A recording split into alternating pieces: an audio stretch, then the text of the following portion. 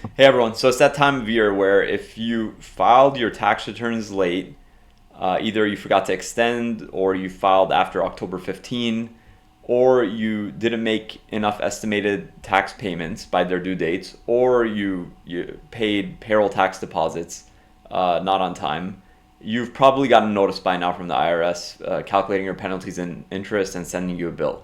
So what I want to go over today are your options. Of course, you can go and pay right away if that's what you want to do. However, you do not necessarily need to do that. You do have a couple avenues to go about getting off these penalties and interest entirely. So let's get started.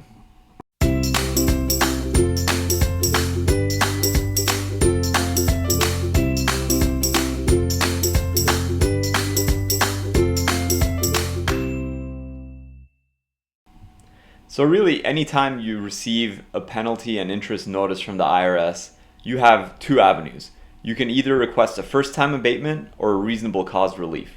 So there's specific criteria for each one of these in order for you to qualify. So for a first-time abatement, you must have had no penalties for the last 3 years. On top of that, you must have filed all your tax returns. You must be current with all of them. And you must have paid all your taxes or made arrangements to make payments for all your taxes. Without these three criteria being fulfilled, you would not qualify for first-time abatement. So usually first-time abatement is the simplest route to go. If you're in good standing, the idea is if you're in good standing but something happened where you filed late, you made your payments late, what have you, the IRS gives you a little bit of grace. They're allowing you, a little wiggle room here. And it's as simple as calling in the number on the notice and requesting a first-time abatement. So you would still have to request it. It's not an automatic relief. If you had penalties in the not too distant past, there is still hope. So you're going to have to go down the route of reasonable cause relief. This is where you have to show that you exercise ordinary business care and diligence, but there were still things outside of your control that prevented you from being able to file or pay on time. For example, if you had a major job site disaster that caused all your business operations to fall behind, if there was catastrophic weather that caused your bookkeeping to fall behind, you can have some sort of a documented hardship that you should be able to prove one way or another, and you very well could qualify for the reasonable cause relief. Now, what's changed here from the last few years? So up until a couple of years ago, you could have just called the IRS, asked for your first-time abatement, and it would have been smooth sailing. You could have had your CPA do it. They would need a power of attorney so that the IRS would speak to them regarding your account. But it was a pretty simple task. So now what's changed is when you call the IRS, they actually will put you through a questionnaire and ask why you're requesting this abatement. And really what they're trying to do is get you to, fall in their questionnaire maze and try to disqualify you from the abatement. Again, they're ramping up efforts for collections, and this is one of those efforts. So what I want to go over with you right now are the common pitfalls, things that will guarantee the failure of your abatement. So I'm going to put that down here, and we can go over them one by one.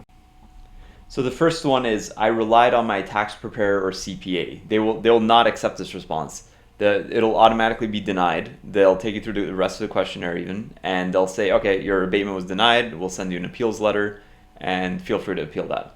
And so you've really just wasted an hour of waiting on hold and dealing with this rep and everything. So like that is not going to qualify you for the abatement for sure. Next one.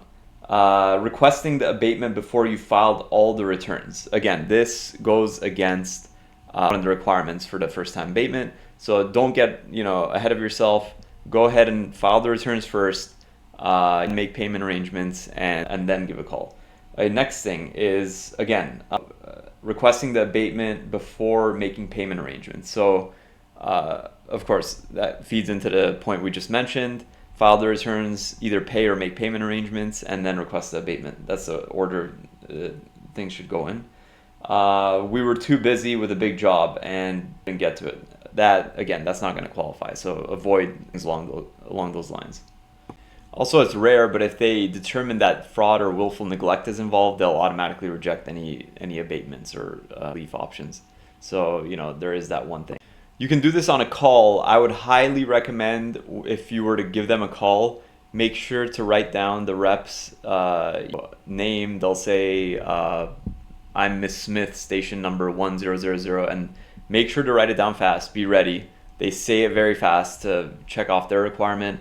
They hope you don't get it, but you should write it down for your documentation purposes. If you want to go the extra step, you can always fill out an 843 form and send that in. And that way, if you fax it in or mail it in, there will be more hard and formal documentation that you actually requested this relief. In my experience, a lot of times when you fax or mail something into the IRS, it can go into a large black hole and never be responded to. You can send it certified all you want, which you should send it certified. However, I would prefer to go the phone call route and just record, the name, station ID, just so you have documentation as to you spoke to somebody on this date with this name and this station ID, and this is what they mentioned. You should take notes. This is something that you can DIY. You can definitely do yourself. You don't necessarily need to have a CPA or an EA or whomever do it for you. However, again, you just need to make sure that you document it. Otherwise, it may be a big waste. I have had instances where they mentioned that we're going to look into this file, we're going to get around to this, and I'll call back months later and nothing's happened, nothing's moved. So it would be good to make sure you document the call. Sometimes, they have wait times of up to an hour, hour and a half. They'll call you back. That's their new system. But in any case, my point in all this is that you can do this yourself. You don't need to have somebody else do it for you. And these are your options. It's the first-time abatement and the reasonable cause. And for a reasonable cause, just avoid those pitfalls. I hope you found this helpful. Click like, subscribe, turn on notifications for any updates, and we'll see you in the next one.